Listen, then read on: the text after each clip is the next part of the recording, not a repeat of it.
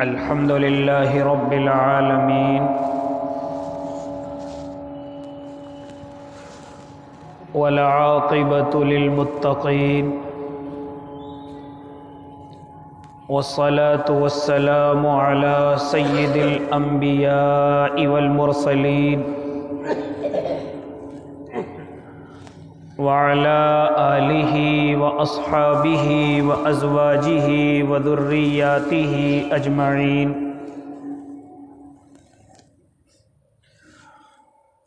أما بعد فأعوذ بالله من الشيطان الرجيم بسم الله الرحمن الرحيم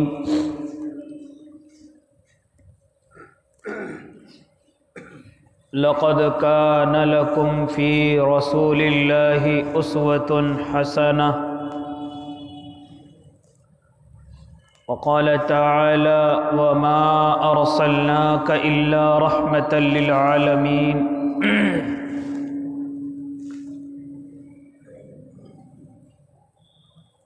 وقال النبي صلى الله عليه وسلم قولوا لا إله إلا الله تفلحوا صدق الله العظيم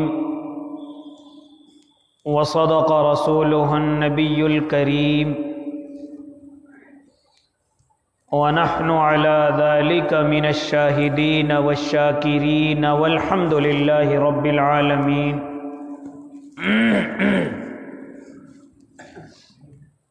واجب الاحترام ساتھیوں، بزرگوں، نوجوانوں، معصوم بچوں اور اپنے گھروں میں سماعت فرمانے والی دینی مائیں اور بہنوں،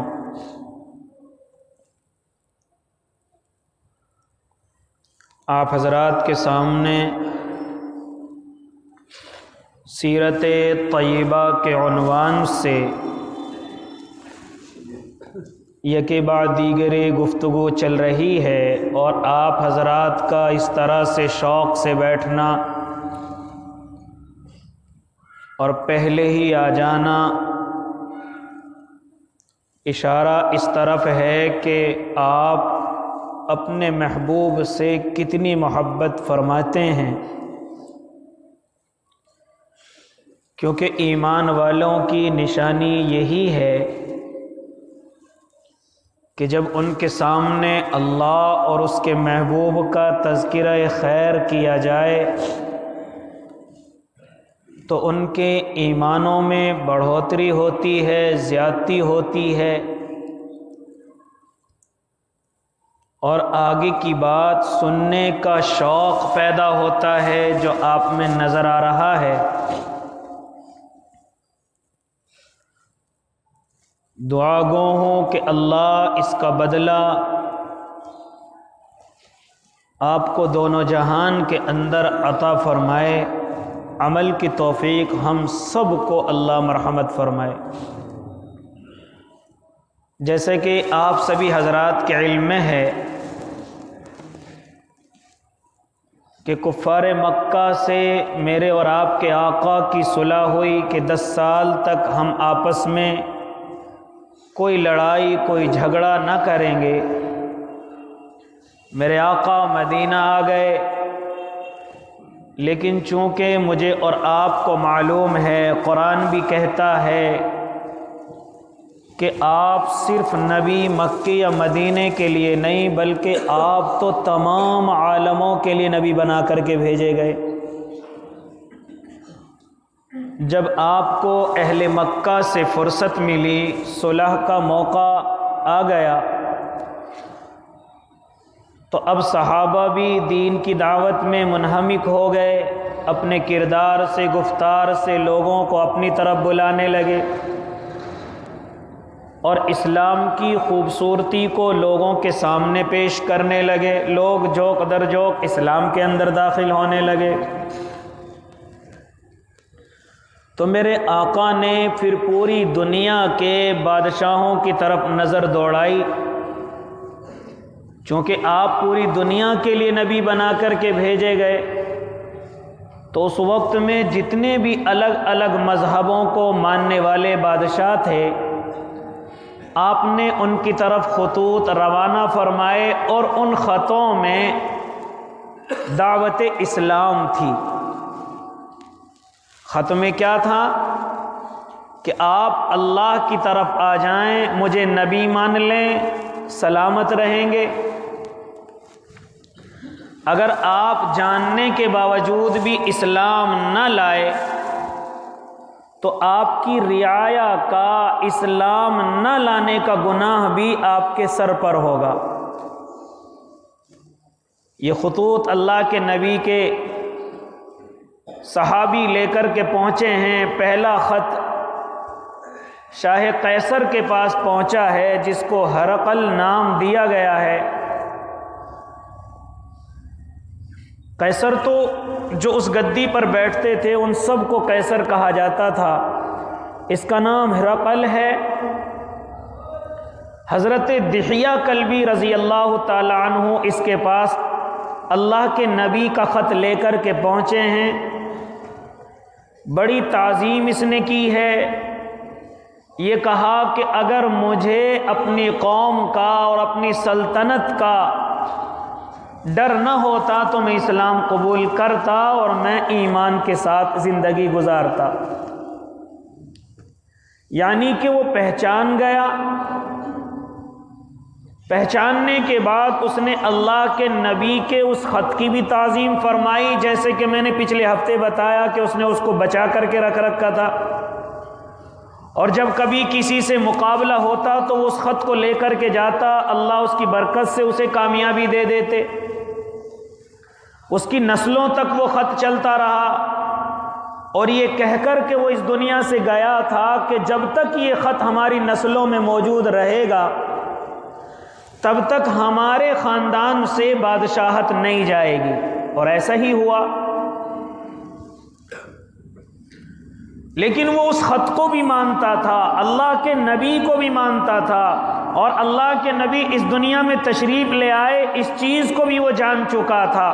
ان کے عالموں نے، ان کے پادریوں نے انہیں یہ بتا دیا تھا کہ واقعی میں نبی ہیں، حالانکہ ایک ان کا عالم ایمان بھی لا چکا تھا جس کو زناتر کہا گیا ہے، وہ ایمان کے اندر داخل ہو گیا، لیکن قوم نے ان کو فوراً وہیں کے وہیں شہید کر دیا، کہیں پوری قوم اسلام کے اندر داخل نہ ہو جائے۔ لیکن میرے بھائی یہاں ایک بات میں اور آپ سمجھ لیں کہ اسلام جاننے کا نام نہیں ہے، اسلام ماننے کا نام ہے۔ یہ ہرقل جو بادشاہ ہے، شاہ قیصر ہے، یہ اللہ کے نبی کو جان چکا تھا، ان کے خط کو پہچان چکا تھا، اور وہ اس کا ادب بھی کر رہا ہے۔ حضرت دحیہ کلبی جو خط لے کر کے پہنچے ہیں ان کا بھی وہ بڑا احترام کر رہا ہے۔ اللہ کے نبی کو واپس اس نے سلام لکھ کر کے بھیجا ہے، بڑی تعظیم فرمائی، لیکن اسلام نام جاننے کا نہیں ہے۔ یہ بات میں اور آپ جتنا ہو سکے اپنے ذہن میں بٹھا لیں کہ فلاں آدمی ارے فلاں بات جانتا ہے، اس کو فلاں چیز بھی یاد ہے، اس کو فلاں واقعات بھی یاد ہیں، اس کو فلاں صحابیوں کے تذکرے بھی یاد ہیں، لیکن ان یادوں سے کچھ نہیں ہوتا اگر عمل سے خالی ہے۔ لہٰذا اسلام جاننے کا نام نہیں ہے، اسلام ماننے کا نام ہے۔ اگر جانکاری کم ہے لیکن مانتا مضبوطی سے ہے تو وہ اللہ کا نیک بندوں میں شامل ہے، لیکن اگر جانتا بہت کچھ ہے مانتا نہیں ہے تو ایسے انسان کو مومن نہیں کافر ہی کہا جائے گا۔ بڑے بڑے سادھو سنت ہم نے دیکھے، بڑے بڑے پادری ہم نے دیکھے، اسلام کے بارے میں ہم سے زیادہ جانتے ہیں، اللہ کے نبی کے بارے میں ہم سے زیادہ جانتے ہیں، قرآن کے بارے میں ہم سے زیادہ جانتے ہیں، لیکن میرے بھائی یہ بات میں اور آپ اپنے ذہنوں میں بٹھا لیں۔ آپ کو گلی محلے میں کچھ لوگ جاننے والے نظر آتے ہوں گے، آپ کی رشتہ داریوں میں کچھ لوگ بڑے جانکار نظر آتے ہوں گے، لیکن اگر دیکھا جائے تو وہ نماز کے پابند نہیں ہیں، دیکھا جائے تو وہ شرعی اعتبار سے اپنی زندگی گزارنے کے لیے تیار نہیں ہیں، جانتے بہت کچھ ہیں، لیکن میرے بھائی اسلام نام جاننے کا نہیں ہے۔ جس طریقے سے اس ہرقل بادشاہ نے اللہ کے نبی کو پہچان لیا اور یہ بھی کہہ دیا کہ میں اسلام لے آتا، یہ بھی کہہ دیا کہ میں ان کو پہچان گیا، یہ بھی کہہ دیا کہ ان کا دین سچا ہے، یہ بھی کہہ دیا ان کا اسلام سچا ہے، وہ واقعی میں نبی سچے ہیں اور برحق ہیں، یہ ساری چیز کہہ دی، لیکن اس نے مانا نہیں۔ میرے آقا صلی اللہ علیہ وسلم نے جب غزوہ تبوک کے موقع پر ان سے آمنا سامنا ہونے والا ہے تو اس نے ایک خط لکھ کر کے بھیجا، اے اللہ کے نبی میں مسلمان ہوں، میں نے جب آپ نے خط بھیجا تو میں تبھی مسلمان ہو گیا تھا، لیکن میں نے اپنے اسلام کو ظاہر نہیں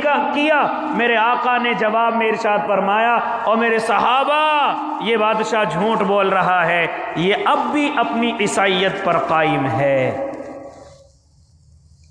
اس لیے اسلام نام جاننے کا نہیں ہے، اسلام نام تو ماننے کا ہے۔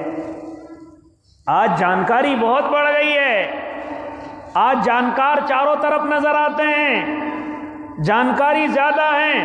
اگر میں یہ کہوں مجھ سے اور آپ سے زیادہ اور ہم سے بڑوں سے زیادہ جانکاری شیطان کو ہے، ہاں وہ علم میں بہت زیادہ آگے ہیں، اس نے اللہ کی عبادت بھی بڑی کی ہے، لیکن چونکہ ایک ہی بات اس نے نہیں مانی، اللہ کے سامنے جب اللہ نے حکم دیا کہ آدم کو سجدہ کرو، یہ بات نہیں مانی تو راندہ درگاہ کر دیا، علم ایک طرف رہ گیا، عبادت ایک طرف رہ گئی۔ اس لیے میرے بھائی اسلام نام جاننے کا نہیں ہے، جتنی جانکاری ہے اس کو ماننے کا نام اسلام ہے۔ آج بہت سارے لوگ آتے ہیں، اجی میں آپ کو ویسے ہی نظر آ رہا ہوں، میرے داڑھی نہیں ہے، آپ کو میں ویسے ہی نظر آ رہا ہوں، میں نے کرتا پائجامہ نہیں پہن رکھا ہے، آپ کو میں ویسے ہی نظر آ رہا ہوں، لیکن میں جانتا بہت کچھ ہوں۔ میرے بھائی جاننے سے کام نہیں چلتا، ماننے سے کام چلتا ہے۔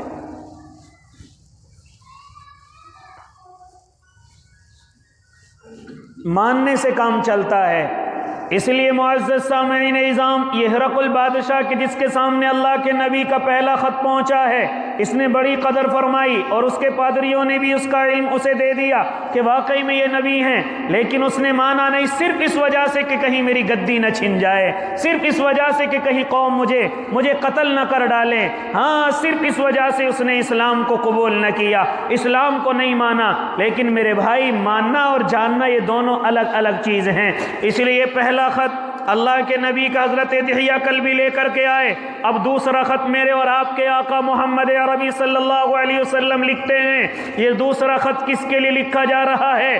دوسرا خط لکھا جا رہا ہے خسرو پرویز کے نام پر، جو ایران کا بادشاہ ہے۔ ہاں ایران کی آگ، ایران کے لوگوں کو دیکھا گیا کہ وہ زیادہ آتش پرست ہوتے ہیں، وہ نہ تو کسی نبی کو مانتے نہ اللہ کو مانتے، وہ صرف آگ کے پجاری ہیں، اس لیے انہیں مجوسی کہا گیا، اس لیے انہیں آتش پرست کہا گیا، اس لیے انہیں آگ کو پوجنے والا کہا گیا۔ تو اس کا جو اس وقت میں بادشاہ ہے وہ خسرو پرویز ہے۔ اللہ کے نبی نے اس کے نام بھی یہ خط لکھا ہے کہ میں اللہ کا نبی ہوں، ہاں اللہ کے ساتھ کسی کو شریک نہ کر، اللہ کی عبادت کے لیے آ جا، اللہ کو ایک مان لے، اس آگ کی پوجا کو چھوڑ دے، اگر ایمان لے آیا تو سلامت رہے گا، اور اگر ایمان نہ لایا تو تیری رعایا کا ایمان نہ لانے کا گناہ بھی تیرے سر پر ہوگا۔ حضرت عبداللہ بن حذافہ سہمی رضی اللہ تعالیٰ عنہ کو یہ خط دیا گیا کہ آپ اس خط کو لے کر کے خسرو پرویز کے پاس پہنچیں۔ چنانچہ یہ صحابی اس خط کو لے کر کے اللہ کے نبی کے اس فرمان کو لے کر کے خسرو پرویز کے سامنے پہنچے۔ جا کر کے انہوں نے تقریر کی کہ اللہ کے نبی کا خط ہے، اس کو آپ کو قبول کرنا پڑے گا، اگر قبول کر لیتے ہیں تو سلامت رہیں گے، اور اگر قبول نہیں کرتے تو تمہاری پوری رعایا کا گناہ تمہارے سر پر ہوگا۔ اتنا سنتے ہی خسرو پرویز نے اس خط کو لیا، اس خط کے کئی ٹکڑے کیے اور اپنے ہاتھ پر رکھ کر کے پھونک ماری، یعنی اسے ایسا آگ بگولا ہو گیا، اس کے گھمنڈ میں کمی آ گئی، تکبر میں کمی آ گئی، لہٰذا اس نے اس خط کو پکڑا اور پکڑ کر کے چاک کر دیا، ہاں اور چاک کر کے اس میں پھونک ماری ہے۔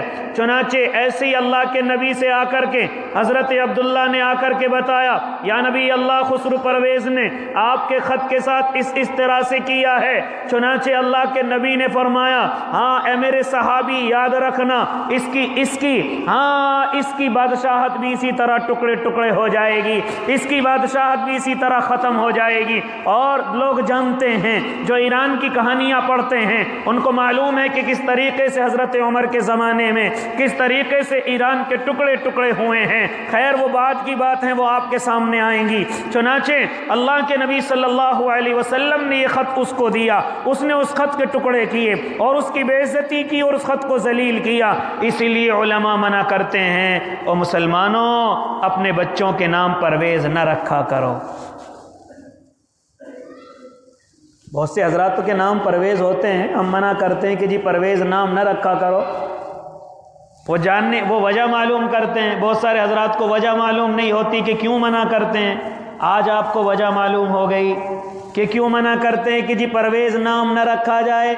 इसीलिए मना करते हैं कि इसने अल्लाह के नबी के ख़त की ज़िल्लत की थी, इसने अल्लाह के नबी के ख़त के टुकड़े किए और उसको पूरे मजमे के सामने उसको उड़ा दिए।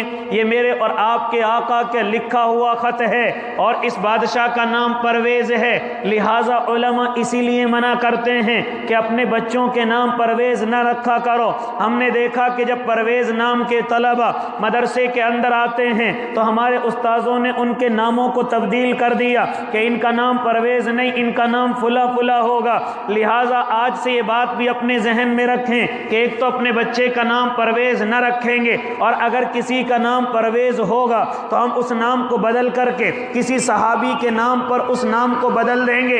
हाँ, हम परवेज़ नाम न रखेंगे। जो अल्लाह के नबी की ज़िल्लत करे, उनके ख़त की ज़िल्लत करे, हम अपने बच्चों के नाम क्यों रख सकते हैं। लिहाजा ये वजह है कि बच्चों के नाम परवेज़ न रखे जाएं।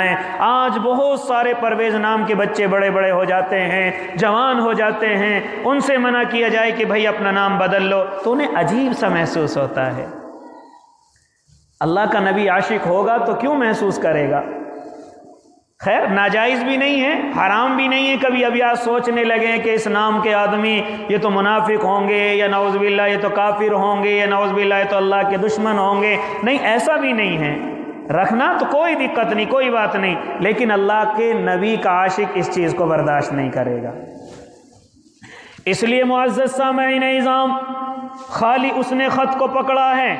बारहा आप हज़रात को ये बात भी समझाई जाती है कि वो अल्लाह के बंदो अपने बच्चों के नाम ज़रा ऐसे रख लिया करो। बारहा ये बात समझाई जाती है कि 90% बच्चे के अंदर नाम का असर होता है, और बाज़ बच्चों के अंदर तो 100% अपने नाम का असर होता है। लिहाजा अपने बच्चों के नाम क्यों न मैं और आप अपने सहाबा के नाम पर रखें, ताकि हमारी नीयत ये हो कि मेरा ये बेटा उसी सहाबी की मानिंद हो जाए, मेरा बेटा उसी सहाबी के नक्शे कदम पर चले। तो लिहाजा अपने बच्चों के नाम सहाबा के नाम पर, अपने बच्चों के नाम उलमा से मालूम करके, अपने बच्चों के नाम औलिया अल्लाह के नाम पर, अपने बच्चों के नाम अंबिया के नाम पर मैं और आप क्यों नहीं रखते। क्यों इस मामले को हल्का समझते हैं, क्यों इस मामले को मैं और आप नहीं दिल पर लेते, क्यों समझते हैं कि नाम का कोई वजन नहीं है। नाम का बड़ा वजन शरीयत के अंदर है, लेकिन आजकल की हमारी माएँ बहनें इस चीज़ को समझने के लिए तैयार नहीं। नाम मालूम करती हैं, जी ज़रा सा नया बताएं, ये तो महल्ले में है, ये तो फलां का है, ये तो रिश्तेदारी में फलां का है। और ना मेरी बहनों और ना मेरे भाइयों, इस तरीके की बेवकूफ़ियाँ मत किया करो। जो नाम तुम्हें सबसे अच्छा लगता हो, चाहे वो तुम्हारे दादा का ही क्यों ना हो, उसी नाम को रख लिया करो। लेकिन सिर्फ नए नाम के चक्कर में, छोटे नाम के चक्कर में, नाटकों में, सीरियलों में, फिल्मों में वो नाम देख करके मैं और आप अपने बच्चों के नाम रखते हैं और फिर समझते हैं कि हमारा बच्चा वली हो जाए, मुत्तकी हो जाए। नहीं हो सकता।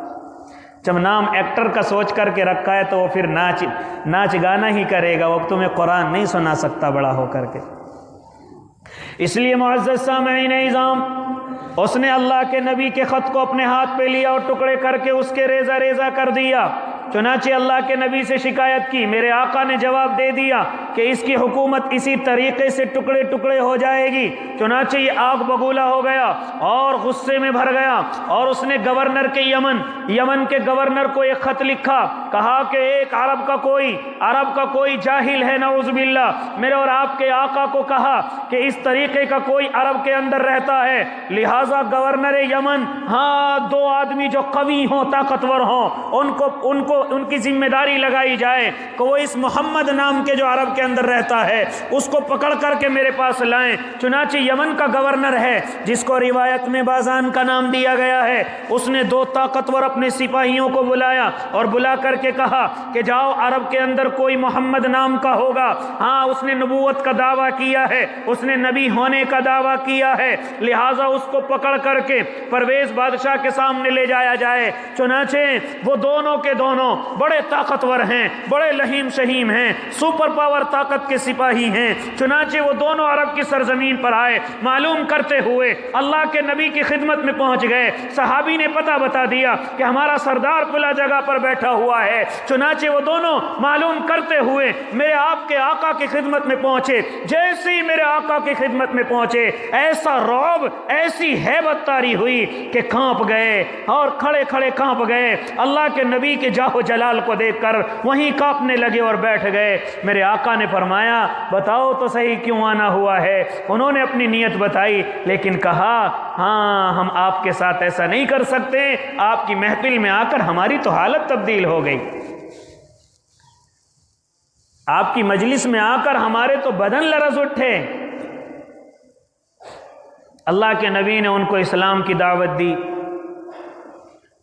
फिर उनको दावत देने के बाद कहा कि ज़रा कल आना, कल मैं आपको यहीं मुलाकात के लिए बैठा हुआ मिलूंगा, तुम मेरे पास कल आना। चुनाचे ये दोनों चले गए। जब अगले रोज़ आए तो मेरे और आपके आका ने उनसे फरमाया, क्या तुम जानते हो रात तुम्हारे बादशाह के साथ क्या हुआ है? फरमाया, नहीं जानते।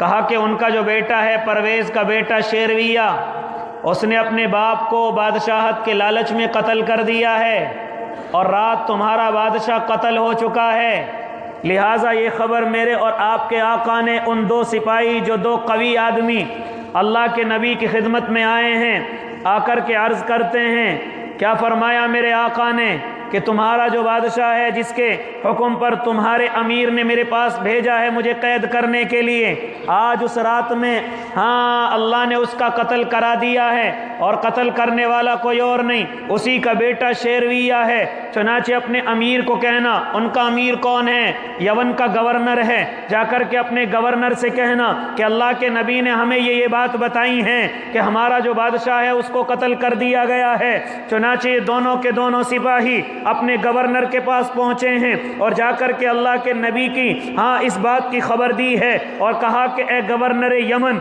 हाँ, तो इस्लाम के अंदर दाखिल हो जा, अपने रुफ़क़ा, अपने अहबाब को लेकर, हाँ, इस्लाम को कबूल कर ले। चुनाचे इन्होंने जैसे ही जाकर के खबर दी, उसने फ़ौरन अपने घुड़सवार दौड़ाए तो वाकई में उस रात में यही हुआ है कि परवेज़ का उसके बेटे ने रात में कत्ल कर दिया है। बाज़ान ने जब ये सुना और देखा कि वाकई में उनकी बतलाए हुए एक एक लफ्ज़ सच्चे हैं, कहा कि ना तो कोई बादशाह है, ना कोई जादूगर है, यकीनन ये अल्लाह का नबी है। बाज़ान ने तमाम अपने अहबाब के साथ, तमाम अपने बच्चों और बीवी के साथ अल्लाह के नबी के खिदमत में, अल्लाह के नबी के लिए, हाँ, उसने दुआ भी की और इस्लाम के अंदर दाखिल हो गया। ये दूसरे ख़त की रुदाद आपके सामने आई। उसके बाद अल्लाह के नबी सल्लल्लाहु अलैहि वसल्लम ने तीसरा ख़त लिखा। तीसरे ख़त के अंदर भी यही दावत मेरे और आपके आका ने। अब ये तीसरा ख़त किसके पास जा रहा है? तीसरा ख़त जा रहा है नजाशी के पास। ये नजाशी कौन है? आपको शुरू सीरत के अंदर ये आपको मालूम हो गई کہ جب سب سے پہلے حبشہ کی طرف ہجرت ہوئی ہے، حضرت جعفر طیار رضی اللہ تعالیٰ عنہ سب سے پہلے اپنے قافلے کو لے کر کے چھپ چھپا کر کے جب حبشہ میں پہنچے ہیں تو اسی نجاشی کے دربار میں گئے تھے۔ اس نے حضرت جعفر کی بڑی قدر فرمائی، حضرت جعفر کے ہاتھ پر اس نے اسلام کو بھی قبول کیا۔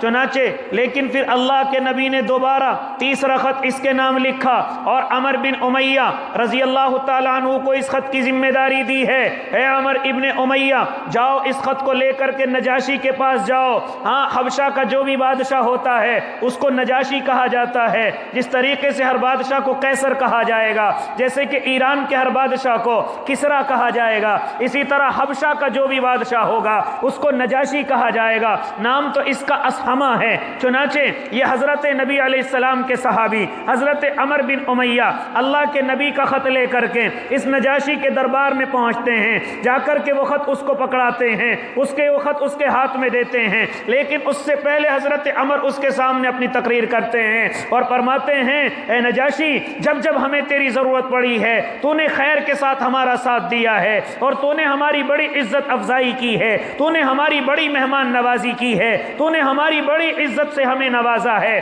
لہٰذا ہاں تجھ سے اب دوبارہ بھی ہمیں یہی امید ہے کہ تو اسلام لے کر کے آئے گا، تجھ سے ہمیں امید ہے کہ تیری رعایا تیری وجہ سے اسلام لے کر کے آئے گی۔ چنانچہ اس نے خط کو پکڑا ہے اور چوما ہے اور کہا کہ میں یقیناً گواہی دیتا ہوں کہ اللہ کے سوا کوئی معبود نہیں اور اللہ کے نبی محمد عربی صلی اللہ علیہ وسلم ہیں، میں ان کو نبی مانتا ہوں، اور فوراً پلٹ کر کے دوسرا خط لکھتا ہے اللہ کے نبی کی شان میں اور فرماتا ہے، یا نبی اللہ میں آپ کے ہاتھ پر، میں آپ کے حکم پر اسلام قبول کرتا ہوں۔ چنانچہ خط میں یہ بھی لکھا کہ اگر حکم ہو تو میں ہی آپ کے دربار میں آ جاؤں، لیکن چونکہ مجھے کچھ رعایا کی ذمہ داریاں ہیں لہٰذا میں اپنے بیٹے کو آپ کی خدمت میں بھیجتا ہوں۔ چنانچہ اس نے 60 حبشیوں کو لیا اور اپنے بیٹے کو ان کی طرف روانہ کیا کہ ان 60 کے 60 حبشیوں کو لے کر اللہ کے نبی کی خدمت میں پہنچو اور جو وہ حکم کریں اس حکم کو تسلیم کرو، ان کے حکم کی تعمیل کرو۔ چنانچہ یہ 60 کے 60 اللہ کے بندے اور جن میں نجاشی کا بیٹا بھی ہے، یہ کسی کشتی میں سوار ہو کر کے اللہ کے نبی کی طرف کو چلے ہیں، لیکن اللہ کو کچھ اور منظور ہے۔ ہوا کیا ہے کہ 60 کے 60 جو اللہ کے نیک بندے ہیں یہ ان کی کشتی غرق ہو گئی، یہ وہیں پر اللہ کو پیارے ہو گئے۔ ہاں، کبھی کبھی میرے اور آپ کے دل میں آتا ہے کہ اگر کوئی نیک کام کے لیے چلتا ہے اس پر پریشانی نہیں آتی، ایسا نہیں ہے میرے بھائی، کبھی کبھی جو بندہ اللہ کی طرف کو چلتا ہے اس پر بھی پریشانیاں آتی ہیں، لہٰذا ایسا نہ سمجھا جائے کہ جو بھی اللہ کی طرف کو چلے گا اس پر پریشانی نہیں آئیں گی، ایسا نہیں ہے، بلکہ جو بھی اللہ کی طرف کو چلے گا زیادہ پریشانیاں اسی کی طرف آئیں گی۔ بہت سے حضرات سمجھتے تھے کہ صحیح نہیں کر رہے تھے اس لیے ان کی کشتی غرق ہو گئی، برباد ہو گئی۔ نہیں میرے بھائی، ایک صحابی میرے اور آپ کے آقا کی خدمت میں حاضر ہوتے ہیں، آ کر کے عرض کرتے ہیں، یا نبی اللہ مجھے آپ سے بڑی محبت ہے۔ آقا فرمانے لگے، سوچ لو۔ کہا، نا یا نبی اللہ بڑی محبت ہے، میں آپ سے ہر چیز سے زیادہ محبت کرتا ہوں۔ میرے آقا فرمانے لگے، پھر تو فقر و فاقہ کے لیے تیار ہو جاؤ، پریشانیوں کے لیے تیار ہو جاؤ، کیونکہ اللہ اور اس کے محبوب سے جتنی زیادہ کوئی محبت کرے گا اس کو پریشانیاں اتنی ہی گھیر لیں گی، اس کو مصیبتیں اتنی گھیر لیں گی۔ لہذا کبھی کبھی میرے اور آپ کے ذہنوں میں اپنے پڑوسیوں کے مکانوں کو دیکھ کر کے دل کے اندر یہ خیال آتا ہے کہ ان سے اللہ بڑا راضی ہے، اور میرے گھر میں اگر آٹا ختم ہو جائے تو میں سمجھتا ہوں اللہ مجھ سے ناراض ہو گیا، میرے کاروبار میں نقصان ہو جائے تو میں سمجھتا ہوں کہ مجھ سے اللہ ناراض ہو گیا، میرا کام نہیں چل رہا ہے تو کہتا ہوں کہ میری اللہ نہیں سنتا۔ یاد رکھنا یہ سب کفریہ کلمات ہیں، اللہ ہر کسی کی سنتا ہے، اللہ ہر کسی کو جانتا ہے، لہٰذا اپنی زبانوں کو اس طرف نہ استعمال کیا جائے کہ ہمارا اللہ ہماری نہیں سنتا۔ ارے وہ سنتا سب کی ہے، لیکن کرتا تب ہے جب اللہ کو بہتر نظر آتا ہے۔ ایسا نہیں ہے کہ اللہ نہیں سنتا، آپ کو کہنے کی بھی ضرورت نہیں، اللہ تو دلوں کے حالوں کو بھی جانتا ہے۔ تمہارے دل میں اس وقت کیا چل رہا ہے اللہ وہ سب کچھ جانتا ہے، تمہارا دل کس طرف ہے اللہ یہ سب کچھ جانتا ہے۔ لہٰذا کبھی کبھی میں اور آپ اپنے پڑوسیوں کے، حالانکہ وہ گناہوں کے اندر ملوث ہوتے ہیں، حالانکہ وہ کاروبار ان کے 2 نمبر کے ہوتے ہیں، حالانکہ وہ غلط قدم اٹھاتے ہیں، نمازوں کی پابندیاں نہیں کرتے، روزوں کی پابندیاں نہیں کرتے، ان کے بدنوں پر اللہ کے نبی کے کپڑے نہیں ہوتے، ان کے چہروں پر اللہ کے نبی کی داڑھی نہیں ہوتی، ہاں انہیں نماز پڑھے ہوئے کئی دن کئی ہفتے ہو جاتے ہیں، لیکن اگر دیکھا جائے تو ان کے مکان، ان کے کاروبار بڑے اچھے ہیں۔ ہم سمجھتے ہیں کہ اللہ اس سے راضی ہے، اور ہمارے پاس نقصان ہے، ہمارے پاس کاروبار میں کمی ہے، ہمارے گھر میں کھانے کے لیے نہیں ہے، ہم سمجھتے ہیں کہ اللہ ہم سے ناراض ہے۔ نہ میرے بھائی نہ، یہ میری اور آپ کی سوچ غلط ہے، یہ میری اور آپ کی سوچ غلط ہے۔ کبھی کبھی اللہ کسی کو مال اور دولت اس لیے دیتا ہے کہ اللہ نہیں چاہتا کہ اللہ کے سامنے توبہ کرے، اللہ نہیں چاہتا کہ اللہ کے سامنے روئے، اللہ نہیں چاہتا کہ یہ میرے گھر کے اندر آئے اور مجھے سجدہ کر کے میرے سامنے روئے، کیونکہ اس کو میں پریشانی اسی لیے نہیں دے رہا ہوں، یہ اپنے اندر خوش ہے کہ مجھے ضرورت نہیں ہے نمازوں کی، میرا کاروبار تو اچھا چل رہا ہے، مجھے ضرورت نہیں ہے روزے رکھنے کی، میرا کاروبار تو اچھا چل رہا ہے۔ او اللہ کے بندے، یہ ڈھیل اللہ کی طرف سے ہے، اور دنیا میں تجھے اسی لیے دیا جا رہا ہے کہ تجھے اللہ کی یاد نہ آئے، اور پریشانی اللہ جانتے ہو کس لیے دیتا ہے، تاکہ اس کو ذرا سی پریشانی آئے اور یہ ایک دم سے اپنے اللہ کا نام نکالیں، میں اس کی مغفرت کے فیصلے کر دوں۔ ہاں یہ جیسی اس کو پریشانی آئے، یہ دوڑ کر کے مسجد کے اندر آئے اور سجدہ کریں، میں اس کے گناہوں کو معاف کر دوں۔ ہاں اس کو کوئی پریشانی آئے، یہ فوراً میری طرف دوڑے تو میں اس کے لیے دنیا کی نہیں بلکہ آخرت کے بیڑے پار کر دوں۔ جانتے ہو مومن ہے اور پریشانی ہے، جانتے ہو یہ اللہ کا نیک بندہ ہے، یہ اللہ کا نیک بندہ ہے کہ مومن ہے، صبر کے ساتھ اپنے ایمان کو مضبوط رکھے ہوئے ہے، صبر کے ساتھ اپنے ایمان پر قائم ہے، گھر میں کھانے کو نہیں ہے لیکن نماز نہیں چھوڑتا۔ جانتے ہو کون ہے؟ یہ اللہ کا وہ نیک بندہ ہے کہ کل اس کے ایک لمحے کی پریشانی میں اللہ اس کو جنت کے درجے عطا کرے گا۔ سوچتے ہیں نا کبھی کبھی کاروبار میں نقصان ہو گیا تو اللہ ناراض ہو گیا، کاروبار میں فائدہ ہو گیا تو اللہ نے ہاتھ پکڑ لیا، اللہ راضی ہو گیا۔ ایسا نہیں ہے میرے بھائی، اگر ایسا ہوتا تو یہ کفار تمام کے تمام بھوکے مر جاتے، اگر ایسا ہوتا تو دین کے دشمنوں کو اللہ ایک گھونٹ پانی کا نہ دیتا، اگر ایسا ہوتا تو جتنے دین کے دشمن ہیں اللہ انہیں کبھی مال و دولت نہ دیتا۔ میرے بھائی جانتے ہو ان کو ڈھیل ہی اس لیے دی جاتی ہے، ان کو ڈھیل ہی اس لیے دی جاتی ہے کہ جب تک یہ ڈھیل میں رہیں گے تب تک ان کو اللہ کی یاد نہ آئے گی، اور جیسے ہی میں نے ان کو پریشانی دے دی تو میرے پاس آ جائیں گے، پھر فائدہ کیا ہوگا۔ اور اپنے نیک بندوں کو پریشانی اسی لیے دیتا ہے کہ میرے پاس جمے رہیں، یہ مجھ سے مانگتے رہیں، یہ میرے سامنے روتے رہیں، یہ میرے سامنے تڑپتے رہیں، کیونکہ مومن کے تو ایک بھی کانٹا چبھتا ہے اللہ اس کے گناہوں کو معاف کرتا ہے۔ مومن اگر بیمار ہوتا ہے اللہ اس کے گناہوں کو ختم کرتا ہے۔ مومن اگر بیماری میں دنیا سے رخصت ہوتا ہے، بڑے دنوں سے بیمار پڑا ہوا ہے، اب ایسی حالت میں دنیا سے رخصت ہوتا ہے، اللہ ایسے بیمار کو شہیدوں کے درجوں میں کھڑا کرے گا کہ یہ میرا بندہ پوری زندگی بیماری میں رہا لیکن اس نے کبھی مجھ سے منہ نہیں موڑا، اس نے کبھی بے صبری نہیں دکھائی، اس نے کبھی میری یاد سے غافل نہ رہا، لہٰذا اس کو شہیدوں کی صف میں کھڑا کیا جائے کہ جب اپنی پریشانیوں کا بدلہ مومن کل قیامت کے میدان میں اپنے اللہ کے سامنے دیکھیں گے کہ اتنی سی پریشانی اور بدلہ اللہ اتنا سارا دے رہا ہے، تو ہر مومن یہ خیال کرے گا کہ کاش ہم دنیا میں کینچیوں سے قطر دیے جاتے۔ اس لیے میرے بھائی یہ پریشانی، یہ مصیبتیں یہ نہ سمجھے کہ اللہ ہم سے ناراض ہے، نہ، اللہ مومنوں سے جب راضی ہو جائے تو ان کی طرف پریشانیاں بھیج کر کے ان کو آزماتا ہے۔ اس لیے معزز سامعین نظام، یہ 60 حبشیوں کا قافلہ جن میں نجاشی کا بیٹا بھی ہے، یہ اللہ کی طرف، اللہ کے نبی کی طرف چلے ہیں، لیکن ان کی کشتی راستے میں غرقاب ہو گئی، راستے میں کشتی غرق ہو گئی، تمام کے تمام اللہ کو پیارے ہو گئے۔ اب یہ بات اللہ کے نبی کو پہنچی ہے، چنانچہ نبی نے بھی دعا دی ہے، اب یہ بات نجاشی کو پہنچی ہے، نجاشی नजाशी ने भी कोई गम न किया कि मेरे अल्लाह की ऐसी मर्जी होगी, लिहाजा ये नहीं कि शायद ये गलत काम होगा लिहाजा अब मैं ईमान कबूल नहीं करता, अब मैं इस्लाम कबूल नहीं करता। ना ना, बल्कि नजाशी का ईमान और मजबूत हो गया, नजाशी का ईमान और ज़्यादा मजबूत हो गया। हाँ, और फिर इसी तरीके से उसने ईमान को कबूल कर लिया, इस्लाम को कबूल कर लिया। फिर जैसे उसका इंतकाल हुआ है, अल्लाह के नबी से मिला नहीं है, अल्लाह के नबी की ज़ियारत नहीं की, लेकिन चूंकि अल्लाह के नबी को मान गया था, अल्लाह के नबी पर ईमान ले आया, तो जिस दिन उसका इंतकाल हुआ मेरे आका को मदीने में खबर पहुंची, अरे आज तुम्हारे भाई का इंतकाल हो गया है, आज तुम्हारा भाई। सहाबा ने पूछा या नबी अल्लाह कौन हमारा भाई? कहा कि वो नजाशी, वो तुम्हारा भाई असहमा आज इस दुनिया से रुखसत हो गया। मेरे आका हाँ ईदगाह के अंदर जाते हैं, ईदगाह में तमाम सहाबा को इकट्ठा करते हैं और उसकी नमाज जनाजा अदा करते हैं, हालांकि नजाशी वहां मौजूद नहीं है।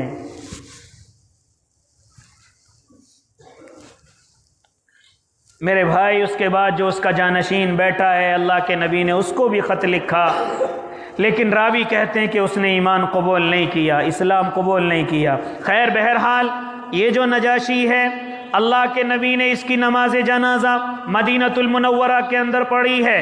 अब गायबाना नमाज जनाजा पढ़नी है या नहीं पढ़नी है, ये मसला अलग है, अगर इसको मालूम करना है तो बाद में आ जाइएगा। खैर बहरहाल मैं तो कहने का मकसद ये है कि मेरे और आपके आका को ये लोग मानते भी हैं और ये लोग जानते भी हैं, हालांकि ईमान कबूल करने के बाद मेरे आका की ज़ियारत न कर सके, मेरे आका को देख न सके। अगर देख लेते तो सहाबी बन जाते, अगर देख ले तो सहाबा की फहरिस्त में उनका नाम आ जाता, लेकिन मेरे आका को नहीं देखा। हाँ, इसीलिए मेरे भाई, अगर तुम में से भी कोई ईमान कबूल करने की कोशिश करे, तुम्हारे जरिए से कोई ईमान कबूल करने की कोशिश करे, तो इस चक्कर में ना पड़ा करो कि अपने मौलवी साहब के पास लेकर के जाएंगे, हाँ अपने किसी बड़े अल्लाह वाले के पास लेकर के जाएंगे। ईमान कबूल करने के लिए हाथी बैल जोड़ने की जरूरत नहीं है, बल्कि ईमान कबूल करना है। आप भी किसी को करा सकते हैं। अगर आपका दोस्त कोई कहे कि मैं ईमान लाना चाहता हूं, तो फौरन देर न कीजिए, क्योंकि अल्लाह और उसके बीच में दूरी न कीजिए, फौरन उससे कहो अशहदु अल्ला इलाहा इल्लल्लाह व अशहदु अन्ना मुहम्मदर रसूलुल्लाह। ईमान कबूल हो गया।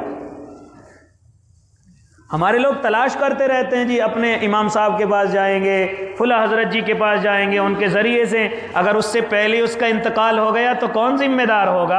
अगर उससे पहले वो दुनिया से रुखसत हो गया, मेरे भाई कलिमा आप सबको याद है, कलिमा आप सब जानते हैं। अगर कोई ईमान कबूल करना चाहे और वो अपने ईमान को छुपाना चाहता है, तो आप फ़ौरन उसको अकेले में ले जाइए और उससे कहिए, कहो अशहदु अल्ला इलाहा इल्लल्लाह व अशहदु अन्ना मुहम्मदर रसूलुल्लाह। किसी के पास लाने की जरूरत नहीं है, किसी के पास आने की भी जरूरत नहीं है। आप उससे कहें कि कहो हमारी जबान में कि मैं गवाही देता हूं कि अल्लाह के सिवा कोई माबूद नहीं, मैं गवाही देता हूं कि मोहम्मद अरबी सल्लल्लाहु अलैहि वसल्लम अल्लाह के रसूल हैं। हमारे लोग तलाश करते रहते हैं, कई महीने हो जाते हैं कोई नहीं मिलता, कई हफ्ते हो जाते हैं कोई नहीं मिलता। इसलिए मेरी तकरीरें नेट पर भी जाती हैं। अगर कोई भाई इस्लाम को कबूल करना चाहता है तो अपने दोस्त की भी जरूरत नहीं है, अकेले में जाकर कलमा पढ़ लीजिए, आप ईमान में दाखिल हो जाएंगे। अपने किसी दोस्त की भी जरूरत नहीं है। आप छुपाना चाहते हैं, आप किसी के सामने नमाज भी पढ़ना नहीं चाहते, इंशाअल्लाह अगर आप ऐसी मजबूरी में हैं तो अल्लाह इसको भी माफ़ कर देगा, क्योंकि आपने रिवायतें सुनी होंगी कि अल्लाह रब्बुल इज़्ज़त कल क़यामत के मैदान में कि जिसने एक मर्तबा भी कलिमा ला इलाहा इल्लल्लाह पढ़ लिया होगा, हाँ अल्लाह उसको भी जहन्नम से निकाल कर जन्नत के अंदर भेज देगा। चाहे उसने पूरी ज़िंदगी नमाज न पढ़ी हो, चाहे उसने पूरी ज़िंदगी अल्लाह को अल्लाह की न मानी हो, लेकिन उसने चूँकि कलिमा पढ़ा है और सिद्क दिल से पढ़ा है और अल्लाह को अपना माबूद मानते हुए पढ़ा है, अल्लाह को अपना खालिक व मालिक मानते हुए उसने कलिमा पढ़ा है, तो अल्लाह उस एक मर्तबा कलमा पढ़ने की बदौलत भी जन्नत अता करेगा। जन्नत अता करेगा। इसलिए मुअज़्ज़ज़ सामईन इज़ाम, मेरी और आपकी ज़िम्मेदारी खाली खाने और बैठने और सोने की नहीं है। जितना भी हो सके हम इस दीन के कलिमे को लेकर के आगे बढ़ें। अपने दोस्तों में, अपने भाइयों में कम अज़ कम एक एक मर्तबा तो सबको पहुँचा दें, ताकि कोई क़यामत के मैदान में ये न कहे कि मुझ तक इस कलमे की दावत नहीं पहुँची, मुझ तक ये कलिमा नहीं पहुँचा, मुझ तक ये बात नहीं पहुँची। हमारे उलमा तो फरमाते हैं कि अगर कहीं ऐसा मजमा मिल जाए तो वहाँ कम से कम अरबी अल्फाज कह दिया करो कि क़ूलू ला इलाहा इल्लल्लाह तुफ़्लिहू, और लोगों ला इलाहा इल्लल्लाह कह दो कामयाब हो जाओगे। कल अगर अल्लाह आपसे मालूम करेगा तो कह तो दोगे कि नहीं अल्लाह हमने तो दावत दी थी, हमने दावत दी थी। इसलिए मुअज़्ज़ज़ सामईन इज़ाम, ये तीसरा ख़त अल्लाह के नबी का शाह हबशा के यहाँ पहुँचा है। उसके अलावा भी और बहुत सारे ख़ुतूत मेरे आका के पहुँचे हैं। लिहाजा मेरे भाई, ये ख़ुतूत बतलाने का मकसद क्या है? ये ख़ुतूत बतलाने का मकसद यही है कि एक मुसलमान ये न समझे कि मेरी ज़िम्मेदारी सिर्फ यहीं तक है। नहीं, पूरी दुनिया की ज़िम्मेदारी हर एक उम्मती की है कि इस कलमे को लेकर के आगे बढ़े, आगे पहुँचे, आगे ले कर के जाए, और जिस तरीके से भी कलमा पहुंचा सके। हाँ, अगर बात के जरिए पहुंचा रहा है, आमने सामने होकर के पहुंचा रहा है तो पहुंचा दे, अगर नेट के जरिए पहुंचा रहा है तो पहुंचा दे, यूट्यूब फेसबुक के जरिए पहुंचाना चाहता है, यानी जिस तरीके से भी अल्लाह के दीन की दावत अल्लाह के बंदों तक पहुंचने की आप कोशिश कर सकते हैं, करें, और अल्लाह के दीन की दावत को, इस्लाम की दावत को पहुंचाएं, ताकि कोई क़यामत के मैदान में मेरे और आपके गिरेबान को पकड़ करके ना खड़ा हो जाए कि अल्लाह अगर हमारे पास कोई आता तो हम मान लेते, अल्लाह हमारे पास कोई आता तो हम तुझे कबूल कर लेते। कोई हमारे नीचे काम करने वाला, कोई हमारे ऊपर काम करने वाला, कोई हमारे महल्ले गांव में रहने वाला कहीं कल क़यामत में हमारी शिकायत न कर दे। इसलिए मेरी और आपकी ज़िम्मेदारी बनती है कि किसी भी ज़रिए से दीन की दावत लोगों को पहुँचाई जाए। अल्लाह मुझे भी और आपको भी अमल की तौफ़ीक़ दे दे। जिन्होंने सुन्नत नहीं पढ़ी वो सुन्नतें पढ़ लें। वाखिर दावाहुम।